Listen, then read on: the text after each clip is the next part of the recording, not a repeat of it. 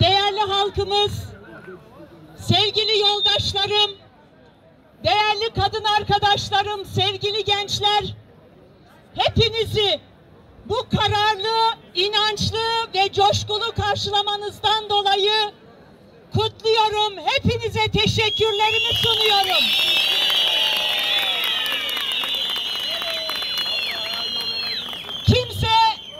Kimse yanlış anlamasın. Bu bir miting değil. Bu sadece ufak bir buluşma. Bu sadece bir selamlaşma.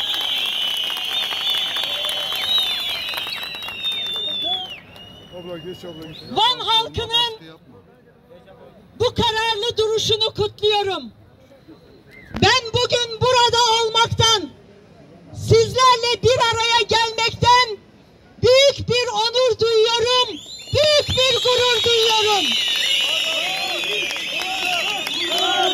Başkan, Erbil, Başkan, Erbil, Başkan, Erbil, Başkan. Ben Van halkıyla gurur duyuyorum sevgili yoldaşlarım.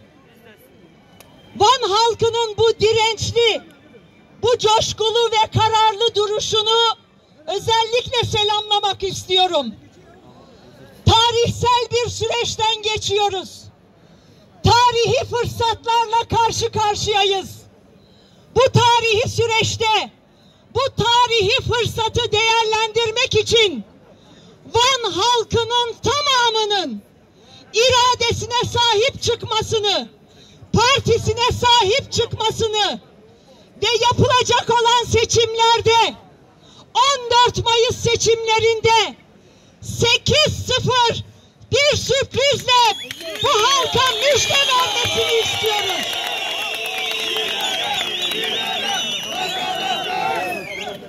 Çünkü bu bir fırsattır sevgili arkadaşlarım.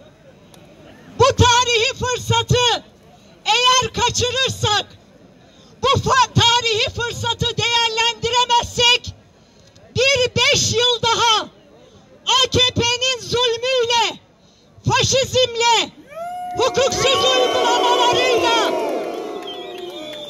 bir kez daha karşı karşıya kalacağımızı hiç kimse unutmasın. O yüzden 14 Mayıs tarihi bizler açısından çok önemlidir. Van açısından çok önemlidir. Kürtler açısından önemlidir. Kadınlar açısından önemlidir. Gençler açısından önemlidir. Sevgili kadınlar, sevgili gençler, çalınan umutlarımızı, çalınan yarınlarımızı geri almak için AKP'ye öyle bir ders vermeliyiz ki bu ilde, bu kentte bir tabela partisi haline gelsin. Çünkü 21 yıldır bu ülkeyi hukuksuzluklarla yönettiler. Ayrımcılık yaptılar. Kürt düşmanlığı yaptılar. Demokrasiyi, barışı, hakkı, hukuku tanımadılar. Bizlerin her türlü demokratik siyaseti karşısında engellemeler ve kısıtlamalarla bizleri siyasetin dışına atmaya çalıştılar. Ancak artık korkunun ecele faydası yok. Onları göndereceğiz ve biz kazanacağız.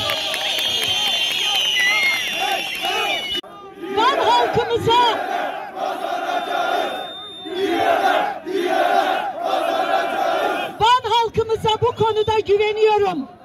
Bütün milletvekili arkadaşlarımı, aday arkadaşlarımı Van halkına emanet ediyorum. Ve seçim gününe kadar gece gündüz çalışarak, bizden olmayan kesimleri ikna ederek, birlik ve beraberimizi sağlayarak bu faşizmi sona erdirmek için, bu hukuksuzlukları bitirmek için büyük bir oranla ve Van'da Yeşil Sol Parti'yi birinci parti yaparak bu çalışmaları sürdürmek zorundayız.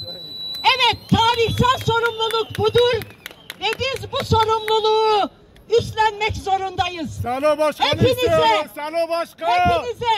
çalışmalarınızda başarılar diliyorum. Hepimizin yolu açık olsun diyorum. Mutlaka kazanacağız. Mutlaka başaracağız. Teşekkür ediyorum. Diyarbakır merkezli birçok ilimizde yapılan gözaltılar AKP'nin kaybettiğinin bir göstergesidir. Seçim döneminde, seçime yakın bir süreçte, seçimlerde görev yapacak olan avukatları, seçim sürecinde sahneye çıkacak olan sanatçıları, seçim sürecinde çalışma yapacak olan arkadaşlarımızı gözaltına almak acizliktir, korkunun göstergesidir. Ama şunu bilsinler, şunu bilsinler, kaybediyorlar, kaybedecekler, kaybettikçe saldırıyorlar, saldırdıkça daha çok kaybedecekler.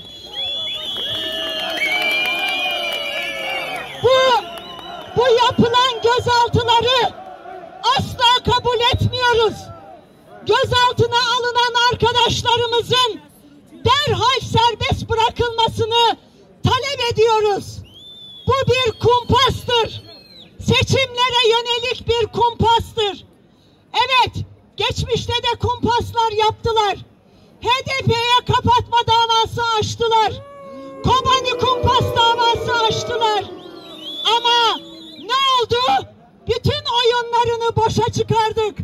Şimdi zannediyorlar ki bu çalışma yapacak olan arkadaşlarımızı gözaltına alırsak Yeşil ve Sol Parti kazanamaz zannediyorlar. Yanılıyorlar. Bir gider, bin geliriz. Bin gider, milyonlar olarak geliriz. Ben Van halkına bir kez daha buradan aday olan arkadaşlarımızı 8 milletvekili adayını 14 Mayıs tarihinde parlamentoya göndermek için şu an listelerinden girdiğimiz Yeşil Sol Parti'yi başta Van'da ve Türkiye'nin her yerinde özellikle yeşil rengine boyamak ve Yeşil Sol'un bayraklarını her yerde dalgalandırmak